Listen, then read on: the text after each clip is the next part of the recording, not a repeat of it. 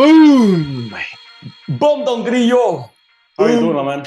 I'm doing good, man. Here we are again with a Narco report and again with a Chaparro exclusive. Now, yes, dude. Crazy story following up on his mini leak interview, which made a big splash, went viral. And now we've got a new one, which is crazy, equally crazy in many ways. So Luis Chaparro has an interview with a head of sicarios, head of security. Now it's very different from mini leak, and this is an active cartel member still out there, which is one crazy part. And the second part is this guy's meant to be in federal prison in Mexico. So it's a bit of a crazy story. We're going to do all the details about this, it's a kind of complicated, hot, controversial interview. But the thing is with this one is this is a complete exclusive for Narco Report and for Crash Out Media. In the description below, you can click and read the interview in English or in Spanish. www.crashoutmedia.com will give you the link right there in English or in Spanish. You can read half of it for totally free, or some of the other crazy details if you subscribe. And we'll be talking here exclusively on this channel to break this about this interview with El Plaga. So let's get into this. Luis Chaparro, like, where do we start with this? How did this first start coming about, this communication with the man known as the Plague?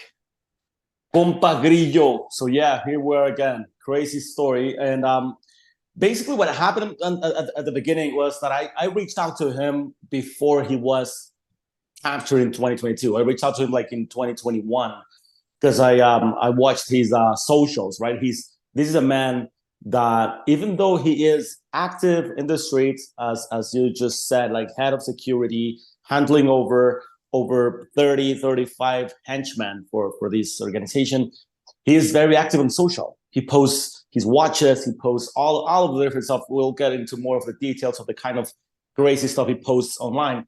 So I started like following him on Instagram and watching the kind of stuff he upped. I asked a couple of sources if they thought this was really El Plaga, because there's a lot of rumors, right? I reached out to him. Hey, viejo, quiero hablar con usted. Si está disponible, dígame dónde puedo comunicarme, right? Like basically, hey, man, I just want to talk to you and let me know if there is a way to safely communicate. He never reached back. He never even read the message. I even let posted some public comments on his photos and whatever, trying to get a hold of him. Nothing came back. After the interview of Mini League, I mean, that's when he said, like, okay, I'm gonna reach out to this guy. Allegedly, he asked permission from his boss, which we're gonna talk about his full organization later on. And he reached out. He said, like, hey man, what's up? I haven't read your message. Sorry. Do you have a secure messaging system or whatever that I can reach out to? Send over my signal phone, and yeah, I mean, he was there. You can tell by his voice that he's pretty young, right? At the beginning, we didn't, turn on the camera, which is like a phone call, and I could tell he had a very young voice and very particular from Sinaloa, right? This Sinaloa accent. Eventually, I asked him to turn on his camera just to see if it was him. And this dude was behind the camera. This guy right here. He changed a couple of things, a couple of little details I can say because I don't want to. I mean, it's obvious that he doesn't want to be recognized by his, slight look modification, new look. And then we chat. We talked for over 2, probably 3 hours about a bunch of different stuff. Interesting guy. And of course, he reached out because he read my interview with the Mini League. He was curious about what happened with that interview, how did it went, and how was it with Mini League, whatever. But they also shared a common enemy, right? Los Chapitos. So yeah. Okay, now this story is so kind of crazy. It kind of gets hard to unpack all of this stuff right away. So for people out there, so one thing to be clear is you have this communication with El Plaga. Now we want to give a slight caveat here, right? The officials say he's in federal prison right now. But there's very messy about this case. It was already brought to public attention going back to October that he missed a court hearing. A state prosecutor said no, he was transferred to federal prison. We checked the register and it doesn't really show a location. So we're just giving the public on this what the information we have.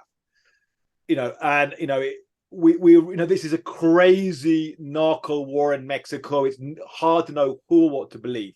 So this person you talked on the video looks like the photos of El Plaga arrested. He showed an ID with his name, one of the official names that they showed he was under. He knew details about this, and you geolocated the phone to Mexicali. Now, at the same time, there's some crazy stuff here. There could be something, there could be two people in the justice system. Some of the photos that they've put out in terms of mugshots, there's some slight discrepancies. Could there be two people in the system? Those are different names moving around.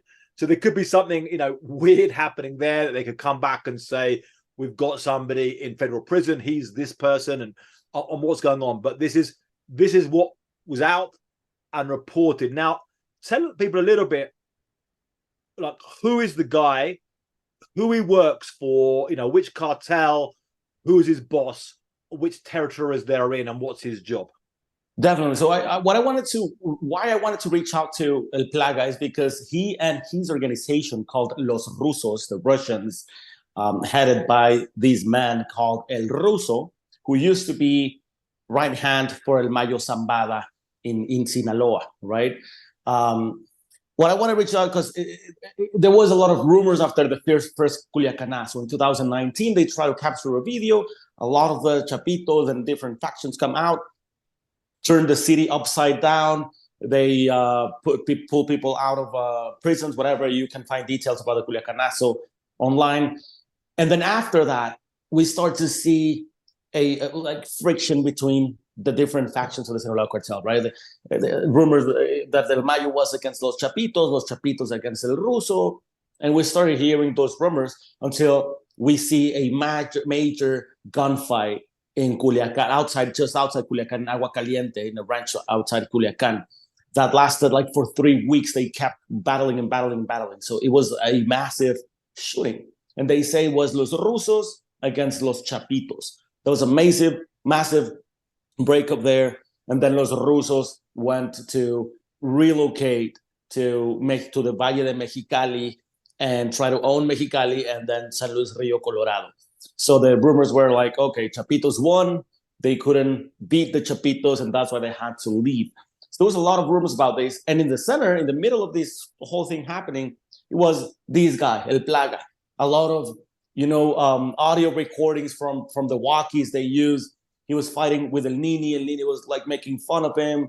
Yeah, we run you out of Culiacan, whatever, man. This is my fucking town. Get out from here. You ran like chickens, whatever. And then he started reaching back, so there was a lot of rumors, a lot of stuff, and he started publishing a lot of this stuff online on his own socials. So this is the main reason. El Plaga is one of 4 or 5 different heads of security that El Ruso has. Now, El Ruso used to work for El Mayo Zambada as his right hand. He formed his group with a bunch of henchmen. And then when the Culiacanazo happened, he got a rumor. I don't know if this is again, he could even be paranoid and none of this was actually happening, or there is a possibility that this was actually true. He started hearing rumors that Los Chapitos wanted to turn him in to the government to leave Ovidio alone, right? That they wanted to make that truce according to what he heard. One night, he was at this funeral on his rancho. They were at a funeral from one of his henchmen who died during the Culiacanazo. And then a bunch of local police officers showed up saying, wait, we're here for a party. They told us there's a party here. Yeah. Slow down in 1 second, if I may. So just for people who are not totally up to speed with the intrigues inside the Sinaloa cartel, because this is kind of quite deep infighting in the Sinaloa cartel. So basically, you've got the Sinaloa cartel, is one of the big cartels in Mexico. Within the Sinaloa cartel, you have different factions and different players. One of the sides of the Chapitos, the sons of El Chapo, they're very, very powerful, dominant side. And one of their head of security is El Nini, who was just arrested last Wednesday in Culiacan, which is kind of part of this whole crazy story. Another faction is Miles Zambada, the oldest, longest running trafficker. We've got a whole podcast talking about him and his life. And with him he has an operator called El Ruso, and El Plaga works for El Ruso. Exactly. So now, what this interview, one of these interviews gives, there's been a lot of this crazy infighting in the last few years. It's been very confusing for journalists, for security analysts trying to make sense of this, but he gives a lot of the details. So as you were saying, how does this fight between El Ruso and Los Chapitos, how does this play out? Yeah, so it was basically this rumor. These guys showed up. Eventually, El Ruso picked them up, picked all the 11 municipal officers and tortured them for 24 hours before leaving them out of the streets again, all beaten up. And actually, one of the comandantes was in coma, right? So that was like a major developments that started happening in Culiacan. And El Ruso, at the end, El Mayo says, you have to leave. You have to leave Culiacan because we can't leave like this. I'll give you the whole border of Mexicali and San Luis Rio Colorado. You can be fine there. You know that town because he used to work for El Macho Prieto, another bigger player back then. Anyways, so he parts ways, and El Mayo basically retires his backup. He's not backing up El Ruso anymore, so now El Ruso becomes independent. But this faction keeps fighting against Los Chapitos, and Los Chapitos still try to have a stronghold in Mexicali and the turf of Los Rusos. So one of the crazy things is about the cartels is you can have groups within the cartel who are like fighting each other. Yeah. Groups that are like independent, but there's still business going on between these people. So like if El Ruso controls Mexicali, which is one of the most important border areas, there's been a lot of drugs crossing the Mexicali, San Luis Rio Colorado area into California. And so people can still, from the cartel, from Sinaloans, will still pay them their fee to move drugs through that plaza. But within that is like, I don't obey you, you don't obey me, I'm fighting him. And so that's kind of part of why these cartels are so hard to understand, yeah? Yes, exactly. And I'm just saying like all these details to understand like how complex just one cartel is, right? Like the Sinaloa organization, the Sinaloa cartel has a lot of complexity just inside the same factions and players. And, so this is what happened. They go and they stay in Mexicali and they work as a stronghold there for Los Rusos. There are still people that call Los Rusos part of the Mayo Zambada organization, but this is a crucial part of the interview where El Plaga lays out that El Ruso now has no boss and he is his own boss and he's independent. The El Mayo Zambada is not fighting against, but he's just not backing him up anymore. So he's his own organization right now, which is, again, another complexity because it is really difficult to say if Los Rusos are still Sinaloa cartel, even though they're not backed up by major players or not. So this is the complexities of the things. And this is when I interview El Plaga to add complexity to the story. I mean, we're still trying to actually pinpoint where he actually is right now. And if he is who he said he is. The man I saw in the video looked like this guy, just like that guy right here. Pretty young man, same hair, same eyes. He has like these half closed eyes, like if he's very marihuano, and his pointy nose, literally him with a bit of change of looks. And he had a bunch of details, and he looked like he was in a pickup truck. There was not a lot to see because his phone was vertical, right, on vertical position. So the vision was very narrow to his face. He was holding his phone with his hand, and you can only see part of the seating without any brand of the vehicle, whatever. Just it was at night also, so you can see him dressed in civilian clothes, just like a t-shirt, dark car. You can see like the little dim light of the vehicle, and yeah, that was literally everything I could see. So and again, I reached out to authorities in Baja California, in Chihuahua, Tamaulipas, different places where they say he was being detained. Most of these states, even the fiscal de Baja California, la fiscal, the general attorney of Baja California state, where Mexicali sits, she assured that she has proof that El Plaga is behind bars. This is the weird thing. Just over a month ago, he had to present himself for his first hearing under a federal court in Mexicali, where he was supposed to be. He didn't show up. So the judge asked the attorneys, like, hey, okay, find him. And no one could get a hold of him. And then he said, like, okay, he didn't present, he didn't show, so he just posted no show.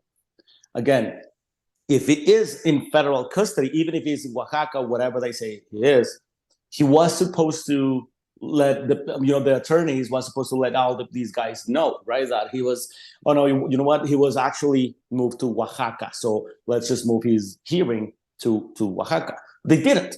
It was just a no-show. They stopped the whole hearings and they forgot about the case. No one said anything.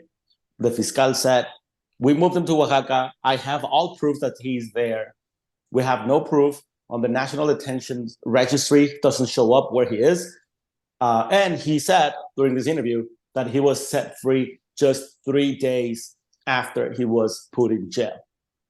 Now, so what this story it shows and highlights, whatever the truth with this, is how insane, opaque, and dysfunctional the Mexican justice system is. Because how can you have a guy that suddenly you can't locate? How's a guy, a very credible interview with a guy who's driving around in a pickup truck saying, yeah, I'm operating, is meant to be in prison. And this doubt there of not, finding this guy. And then we've got the, what's happened before this. So we've seen, this January, massive prison escape in Ciudad Juarez, and, showing what the prison was like and how they were running the prison inside, and they killed all the guards. El Chapo escaping twice and through a tunnel. And even cases like in 2010, when you had in Durango prisoners going out, taking the guards' guns, carrying out massacres in Coahuila State and then returning to cells. So the justice system is crazy. Now, one thing which is very interesting about this interview and about the figure of El Plaga, El Nini, these are a new generation of narco heads of hitman. He's like 24 years old. He would have turned 18 right when Felipe Calderon's crackdown on drug cartels had already been going on for more than 10 years. So he came up with this. And his world is Instagram, new corridos, but also cumbia raps, yeah, which we'll get into, and exotic animals on social media, including a pet monkey. So, which is kind of crazy. So tell us about what is the world, how does he talk about some of these references? What do you make of the way his world is, and what are some of these features you found out about El Plaga? Definitely. So El Plaga, it's a very interesting character, or whoever he is, right? We're still trying to find out. But anyway, this is an interesting character because he, as you said, he grew up during the Calderon warfight, whatever. But also he was growing up when this group called Los Antrax, where at the peak, right, was one of the first armed group of sicarios working for El Mayo Zambada that were huge on social. It was probably one of the first criminal groups that had, massive Instagram accounts, Twitter accounts, Facebook accounts, where they were posting their watches, their cars, their parties, the woman, even El Chino Antrax, one of the leaders of the founders of the Anthrax group. He had a photo with Paris Hilton at some point. So this is a crazy fucking world, right? And so this guy, grew up watching this and listening to the corridos for Los Antrax. He told me that was the first reason and main reason why he wanted to join a cartel, right? He was like, dude, I just wanted to be an Antrax. So he was born in Culiacan, so he went on with a couple of friends to El Changuito Antrax, one of the members, and applied for a job, basically. He was like, hey, dude, I want to work with you guys, want to be an Antrax. And then he said, like, you know what? With the Antrax, you're not even going to make that amount of money. I mean, go to the border. I'll talk to Aquiles and El Rana, two major players of the same faction down in Tijuana. They'll give you your first job. So he traveled to Tijuana, and they immediately hired him as a young sicario, right? They were probably thinking that he was not going to be lasting long. He was one of the front men that they used to go on fights and whatever. But again, these are kids that on their minds, they try to prove themselves. They try to prove their loyalty. They try to prove their braveness. They try to prove the use of weapons. So he started taking the guns, protecting his bosses no matter what.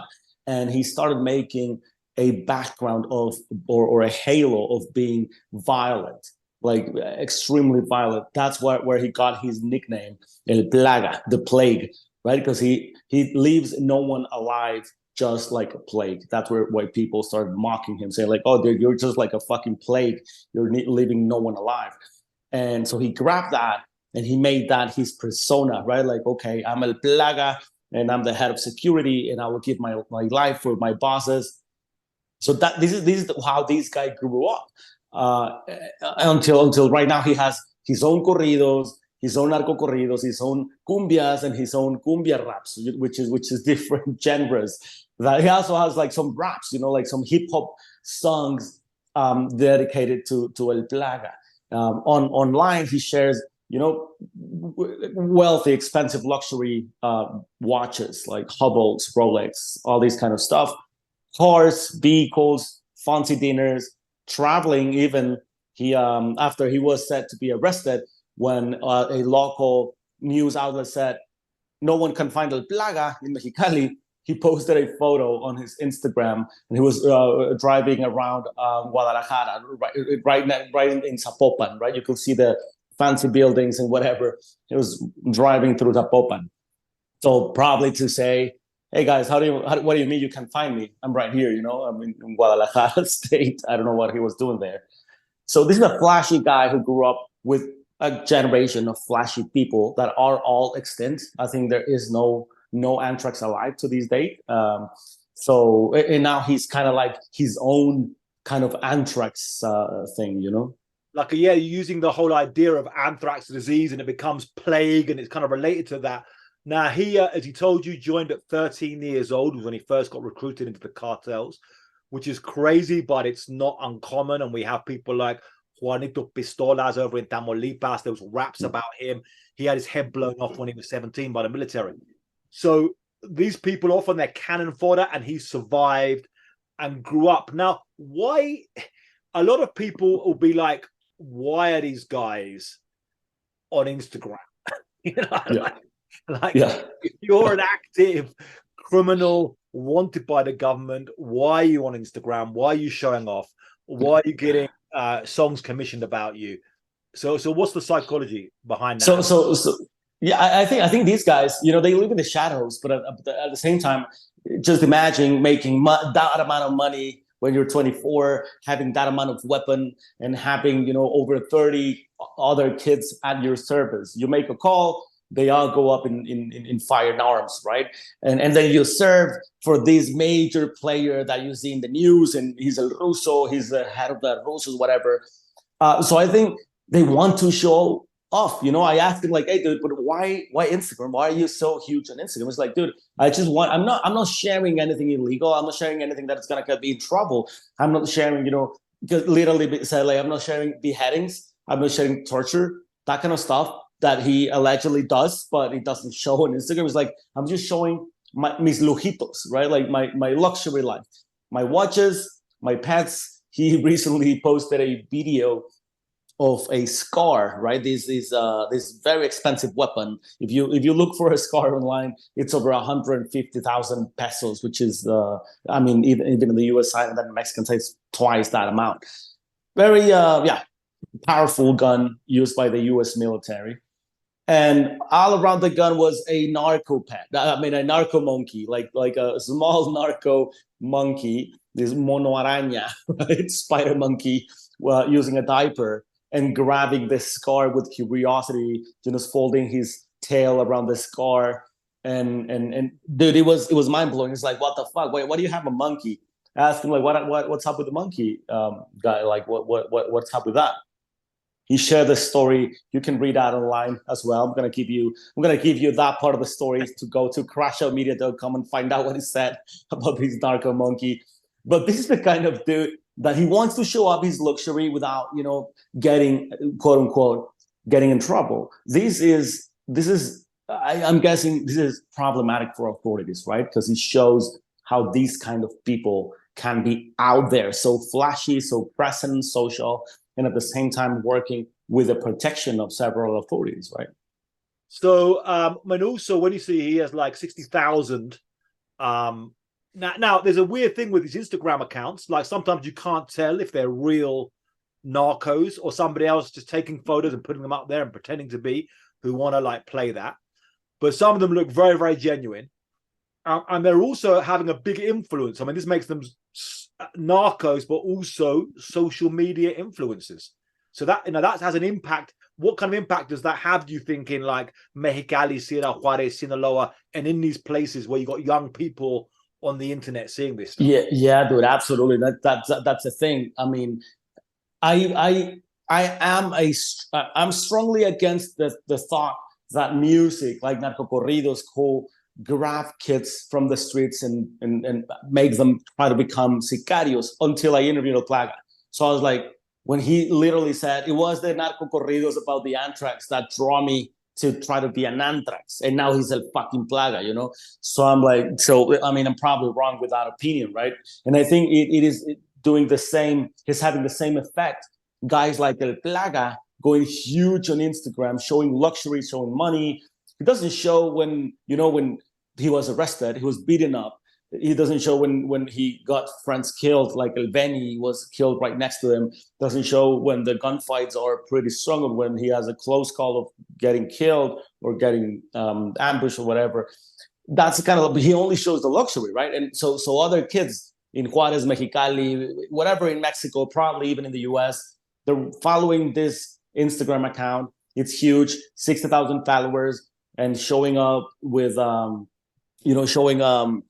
Ferraris, Lambos, expensive dinners, traveling, private airplanes, luxury watches, money, guns. It looks like a fucking fun life to have. If you only go by what you see on Instagram, I guess my 24-year-old self will be like, oh, dude, I want to be El Plaga. It looks like fucking fun. But I think it definitely has a stronger impact on kids than the narcocorridos, because this is a private Instagram account. This is a live, quote unquote, of a human being that you're watching live, basically, right? Now he's also massive in a lot of songs. So we talked about corridos, cumbia raps. Now other artists, there's some artists, Peso Pluma, one of the biggest, most successful Mexican artists of the entire history. I mean, This guy is like top, Spotify. I mean, huge. I mean, he's up there really with, you're talking about like, maybe like in terms of, numbers, Vicente Fernandez kind of level. Probably even more, yeah. Maybe even more like in terms of real sales now. It's the whole of Latin America, the United States and beyond.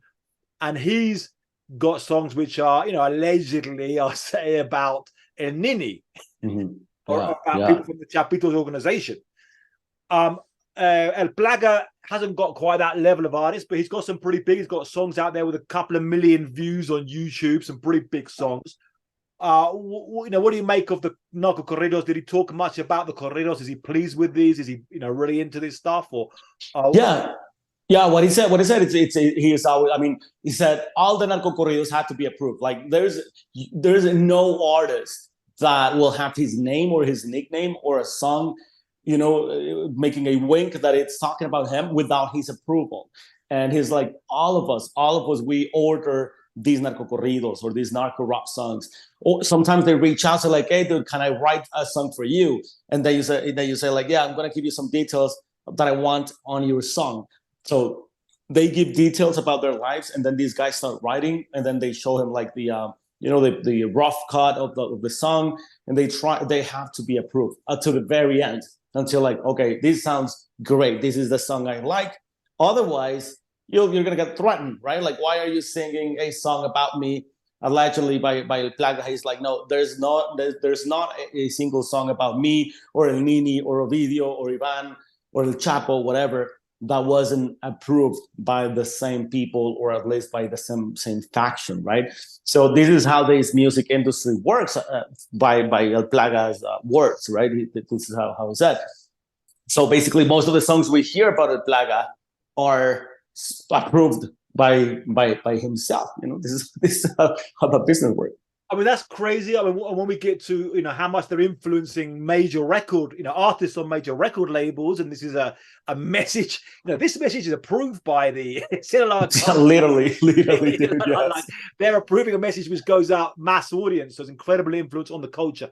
Now, the last 5 or so minutes, couple of things here. So one is go through crazy story, or from this guy's version of the story about how he got arrested. And then how he got out of jail. Yeah, so he said he was literally partying. I think it was a Friday night on a club in Mexicali. Mexicali, it's a small city, so you can imagine that there are not a lot of like clubs. So he's widely known. He's 60,000 followers. I guess a lot of people in Mexicali knows him, right? So he was at this club with El Tío Benny, his right hand, a guy who was really close to him. Then they went out of this club like at 7 a.m. They were all drunk. They had huge, like large guns on his vehicle. They didn't have an escort because he was like, I don't really need to. I own this fucking place. It's Mexicali. So they were just driving on the Plaga's Jeep. He had this Jeep Wrangler 4x4 white, black tires, and a very flashy vehicle in Mexicali. And while they were driving out, a local police tried to stop them, and he immediately knew that these guys are not municipal, because otherwise they would know who I am. They know my car, they know my whatever. So he knew it was a different police, different law enforcement agency, state police.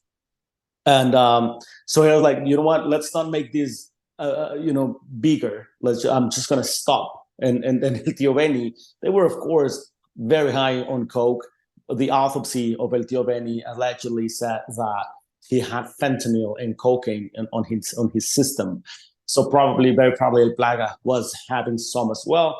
El Plaga got out of the car, Tío Benny got out of the car, but the Tío Benny grabbed his gun and started shooting these officers.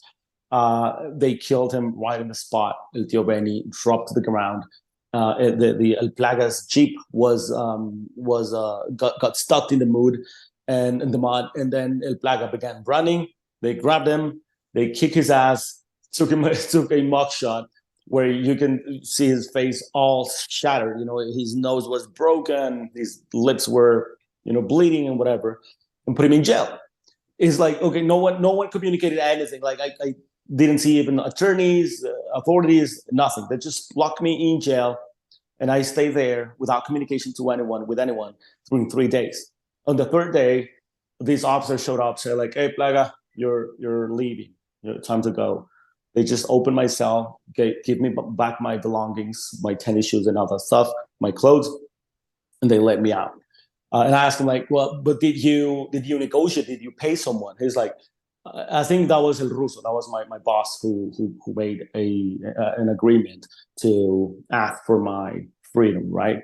I'm like, "Do you know how much did he pay?" And he's like, no, I mean, I don't know. I'm just guessing that was El Russo. No one said anything. They just told me, "You're free to go." So I went out. El Russo called. "All good? You good?" "Yeah, we're all good." "Okay, back to work, man." And he's out on the streets. Crazy. So, I mean, so he's out there now. I mean, absolutely nuts story.